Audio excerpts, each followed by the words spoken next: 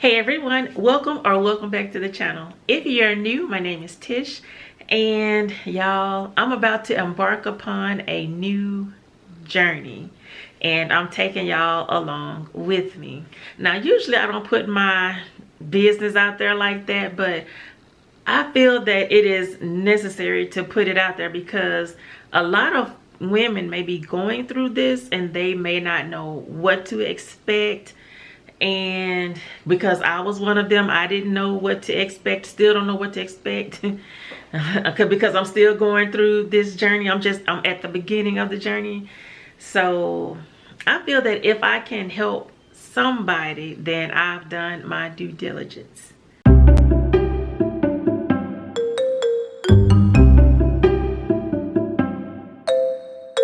So back in 2017, I was diagnosed with a condition called adenomyosis. Now, a lot of you may be wondering, what is adenomyosis? And basically what that is when the endometrial lining grows into the uterine wall, causing the uterus to become enlarged. And I know a lot of people have heard of endometriosis, but not too many people talk about adenomyosis. And you can think of it as endometriosis' evil cousin. The difference between the two conditions is adenomyosis is contained within the uterus. It does not grow outside of the uterus. Endometriosis grows outside of the uterus, and it can cover the appendix, the intestines, your bladder. I mean, it just goes everywhere. Oh man, where do I start with the symptoms? Like with adenomyosis, I have the severe cramps. I mean, it feels like somebody's taking a wrench and just tightening my back up, just tighten it. The cramps are really bad. I also suffer from heavy periods, and when I say heavy, I mean murder scene type heavy. It's bad. It's really bad. It's so bad to where I cannot go outside of the house for the first 2 to 3 days of it. And usually the first day or two, I'm in bed all day. I just can't function. I can't do anything.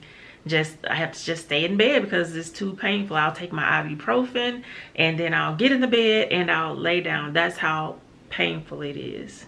Y'all, the blood clots.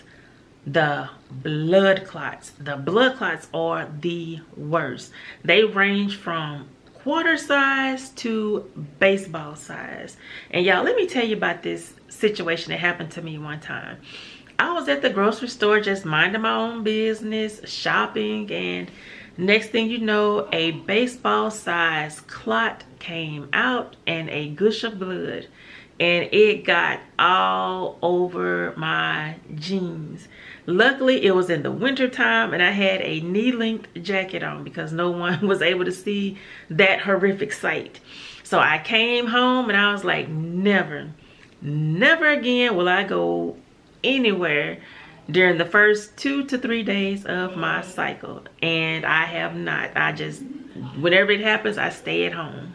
Another symptom that I have is bloating. Ooh, the bloating is the worst. Sometimes my stomach gets so enlarged until it's pushing up against my diaphragm and making it hard to breathe. So I'm not a fan of the bloating. That was one of the deciding factors in as far as like getting rid of this. That did it for me, because every month around that time, you know, I usually bloat, but here recently the bloating has gotten out of control. So I'm tired of it. I'm tired of the bloating. I don't know if I have organ crowding where my uterus is so enlarged to where it's pushing my intestines upward, but whatever it is, it has to stop. It has to stop. That bloating is just not a good feeling. Another symptom that I have with adenomyosis is the constant need to go to the bathroom. Y'all, that's the most annoying symptom of all the symptoms. I mean, at nighttime, I'm up 4, 5, 6 times going to the bathroom. It's ridiculous. My husband can tell you, he was like, you go to the bathroom a lot. And I know he can't talk because he go a lot too, but I go a lot. And he talks about me when we get ready to go out, because I have to go to the bathroom at least 3 times before we step out the house and get in the car. And then once we get to where we're going, I have to start looking around like, where is the nearest bathroom?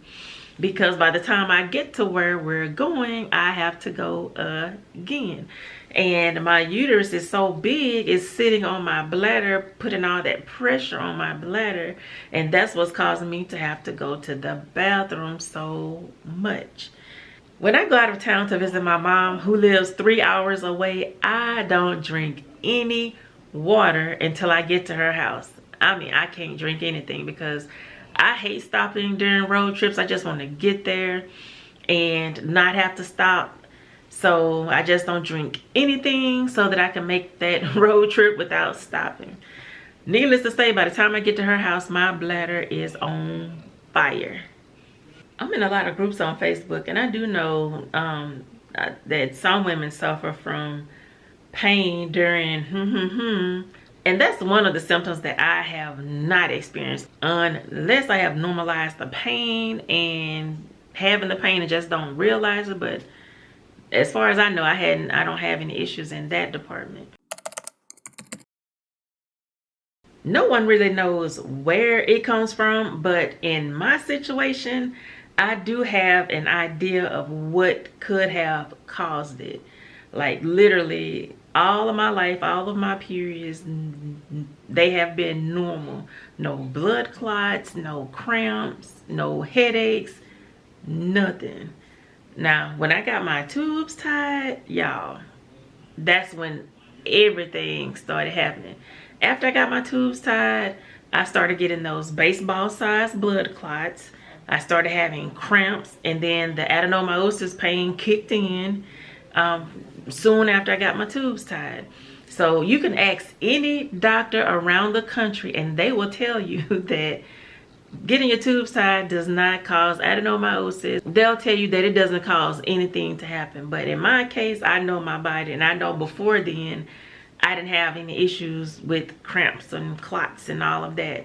Got them tied, and that's what happened. Well, I didn't know I had it until I was diagnosed with it back in 2017. And the doctor ordered a transvaginal ultrasound. And what made him do that is because I was telling him about the intense pain that I was having. And it was like pain. Like even when you try to go to the bathroom to pee, it was painful. Like it was just a cramp, like a cramping pain in your bladder. It was just horrific.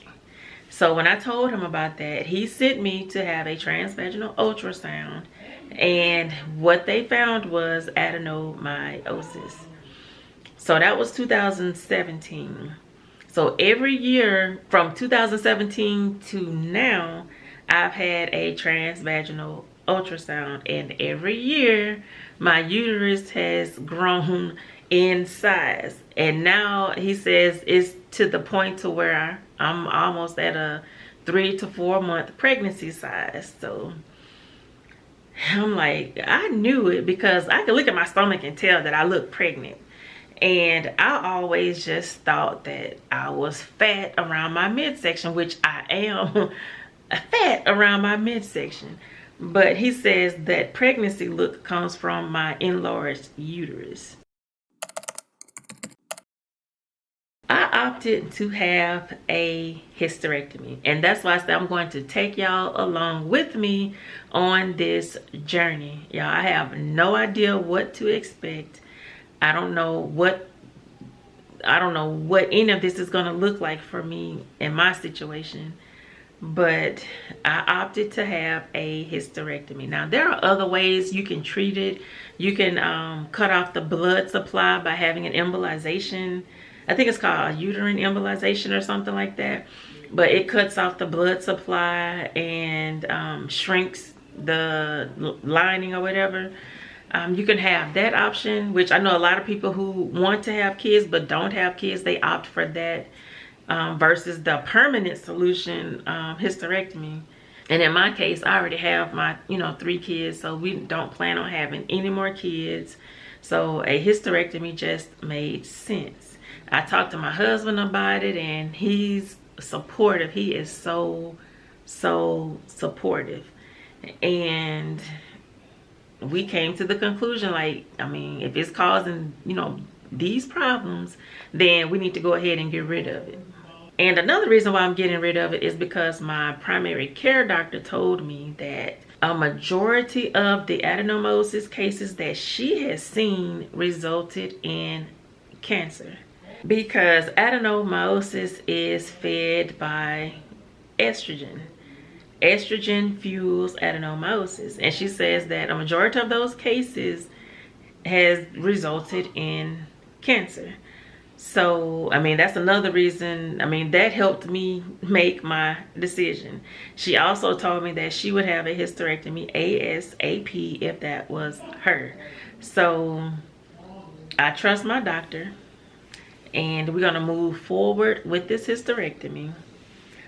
And I'm going to take you all along with me on this journey. If you're not subscribed to the channel, go ahead and subscribe. Hit that notification bell so that you're notified when these videos go out.